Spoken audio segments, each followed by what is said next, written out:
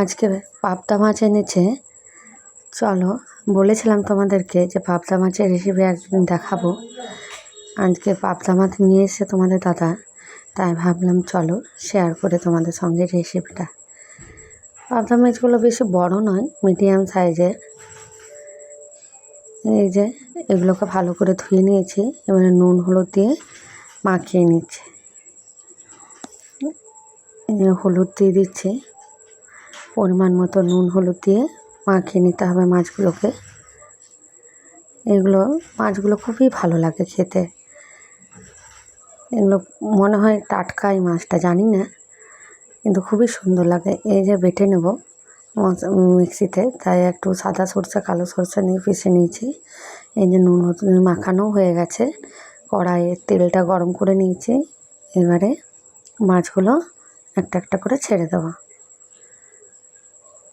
এই যে ছেড়ে দিয়েছি মাছগুলো।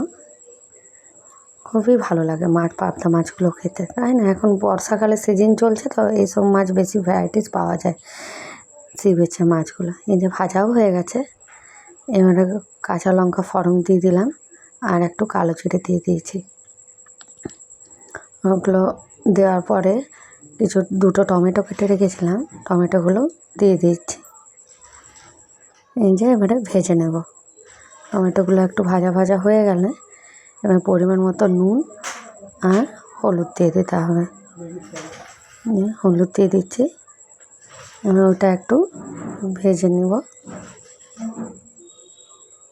একটু ভেজে নেওয়ার পরে ওই যে পেস্টটা করে রেখেছিলাম, সর্ষে বাটার পেস্টটা, ওইটা দিয়ে দিচ্ছি। সর্ষে বাটা দিয়েও ভালো লাগে, অনেকে আদা বাটা দিয়েও করে, আমার সর্ষে বাটা দিয়েই ভালো লাগে। এই যে দেখো, কথা বলতে বলতে তেলটাও ছেড়ে দিয়েছে, কষাও হয়ে গেছে। এবার পরিমাণ মতো জল দিয়ে নিচ্ছি। জল দিয়ে নিলাম, ভালো করে ফুটলে ওর মধ্যে যে ফুটে গেছে মাছগুলো দিয়ে দিচ্ছি একটা একটা করে। এই রেসিপিটা যদি ভালো লেগে থাকে, প্লিজ আমাকে শেয়ার, কমেন্ট এবং সাবস্ক্রাইব করতে ভুলো না।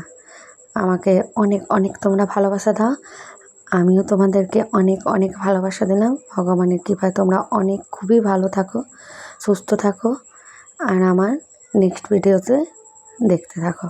বাই।